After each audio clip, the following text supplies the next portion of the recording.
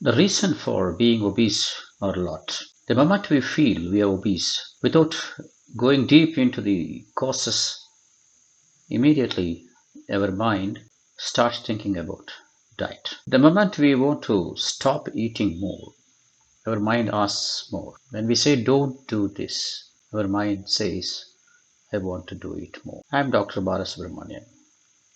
Today let me talk something about a disorder of mind which reflects in eating. Human beings must eat to live.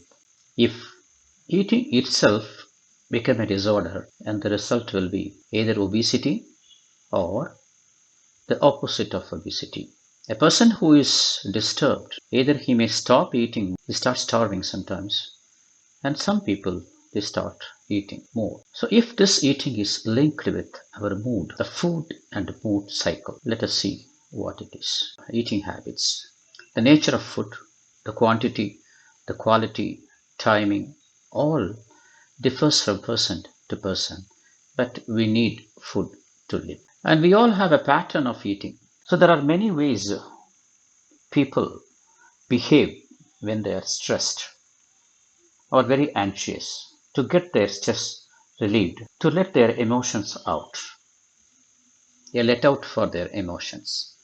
If they do certain things, they feel they are satisfied, they are relieved of the stress, at least for the time being. If they want to divert their mind, they do odd things sometimes, some people. Facing and handling stress differs from person to person. To let emotions out, to get out of the situation, for us, it may look odd. For them, it gives relief. For example, some may go for shopping and spend a lot.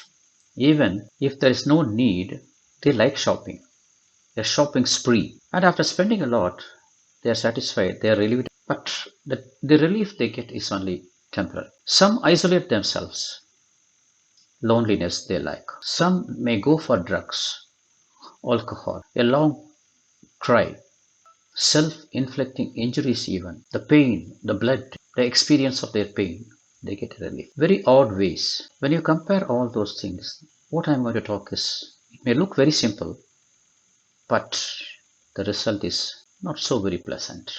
Eating is also one among such diversions for some people. Just consider a person obese and trying to reduce weight.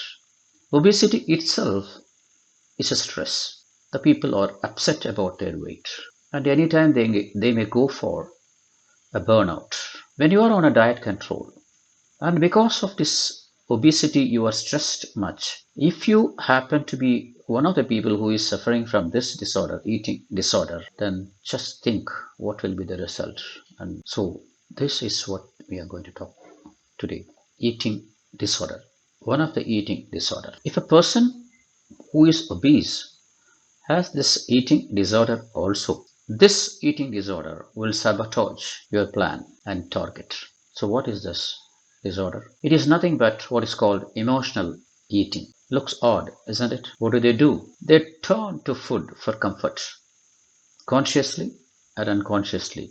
When facing a difficult problem, feeling stressed, or even feeling bored, overeating in response to negative emotions. This is a behavior these people suffer. Stress and other negative emotions, such as depression, anxiety, can lead to both a decreased or increased food intake. Here, it is too much of eating. Emotional eating can spoil the target of reducing weight. These people may go for too much of eating, especially, they go for a particular type of food, usually. A high calorie diets, sweets, fatty foods, chocolates, ice creams. See, whatever is not good for them, for obesity, they are after it. So these people turn to what is called an impulsive or binge eating, quickly consuming whatever convenient without enjoyment even. Emotional eating is unhealthy both physically and mentally. And remember, when you are very weak emotionally, the food craving hit you strong. Emotional eating is a eating as a way to suppress or soothe the negative emotions such as stress, anger, fear, boredom, sadness, and even loneliness. The hassles of daily life drive you to eat more and more. The end result is often the same. The effect is temporary, the emotions return, and now what really happens? You are likely to feel an additional burden of guilt. So you regret for that. You feel ashamed, you feel guilt of your act of eating more. This is a setback in the weight control program, the goal, and this becomes an unhealthy cycle. Your emotions trigger you to overeat, and you start punishing yourself for getting away from your weight loss track. You feel bad and stressed due to this setback, and again, this stress makes you to eat again more. So this becomes a cycle. The mood, the food cycle is not good. But remember why they do this. What is the concept or the logic or explanation for this sort of odd behavior? The reason, it's not a definite reason, but what is the feeling when we talk to them, what they feel, why you do this? These negative emotions for some people may lead to what is called an emotional void, a feeling of emptiness. For these people, food is believed to be a way to fill that void and create a feeling of a false sense of well being, a false sense of fullness or temporary wholeness in their mind. For that, they may go for food. Then, what are the triggers that may cause this sort of emotional eating? Some of the relationship concepts, family problems, workplace stress, targets without resources, unrealistic targets, bad ergonomics, unfriendly superiors, a bad domestic as well as occupational environment. Fatigue, both physical and mental. Fatigue. Tiredness and fatigue are different. Tiredness is mostly related to physique, but fatigue is a sort of a mental aspect. Fatigue is something related to your mind. The next, financial pressures, unexpected, unavoidable expenses. Apart from that, of course, health problems. Obesity itself is a health problem for that person. Because of obesity, he may have other problems like insulin resistance, diabetes, hypercholesterolemia, excess cholesterol, hypertension, blood pressure, some of the chronic diseases, lifestyle disorders, and they may go for emotional eating. Instead of dealing with the stressful situations, your emotions become tied with your eating habits. So automatically you go for a treat or eat whenever you are angry or stressed. Without thinking about what you are doing it. And food becomes a distraction for you. Appetite, hunger, you eat, and 3 or 4 hours you feel the fullness of your stomach and you are satisfied. This is a normal hunger.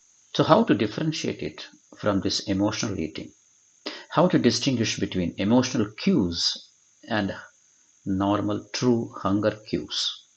There are several differences that might help clue you into what you are really experiencing.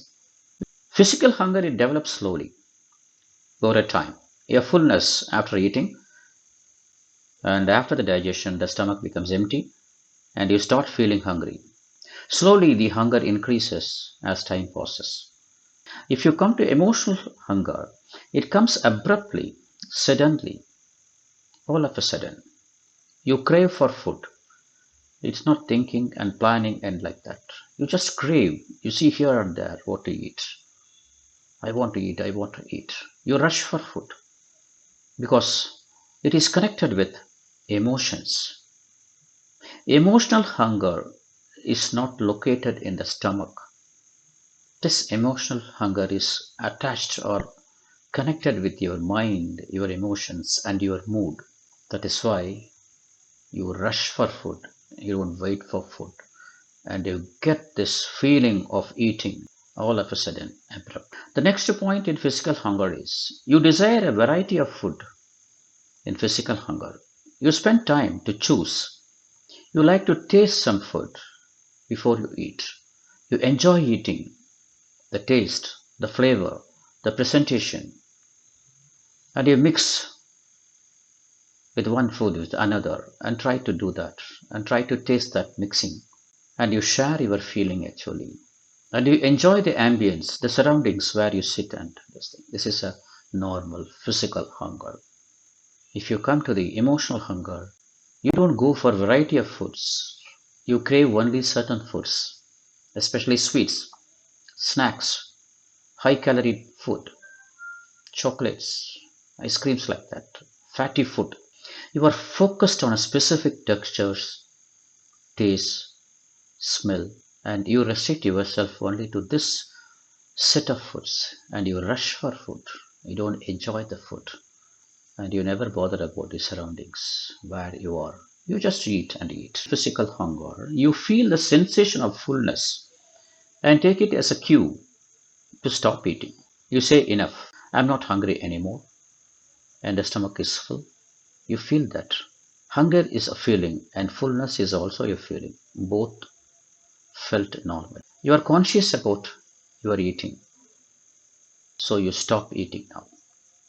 But in emotional eating, this is a binge eating. You don't feel the sensation of fullness.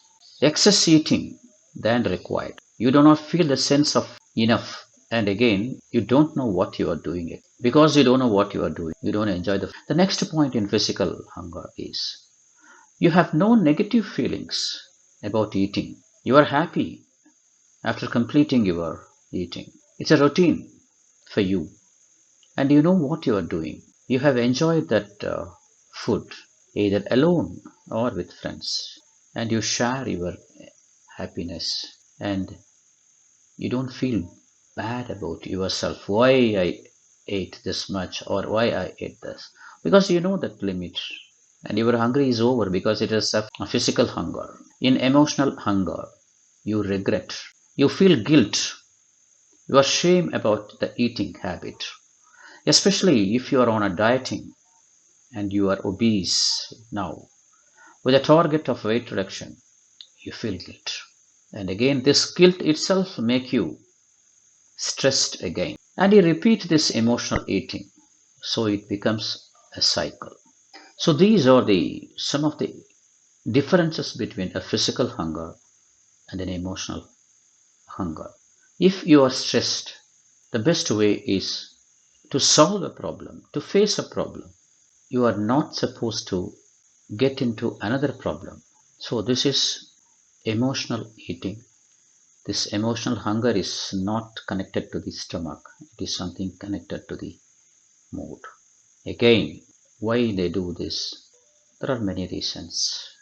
One of the reasons is, of course, the let out, but other factors why they do these things, because they are retreating themselves from the social support during times of emotional need. They are not engaging in activities that might otherwise relieve the stress, not understanding the difference between physical hunger and the emotional hunger. Apart from that, is there anything else which causes this? Of course, during stress, there are many hormones which are released. One of the hormones is cortisol, a stress hormone, in response to stress. It is proved that this hormone increases the cravings for sugary, salty, fatty foods. So understand your problem, face the problem, approach the problem with confidence. If you don't gain control of emotional eating, you gain weight again. Thank you.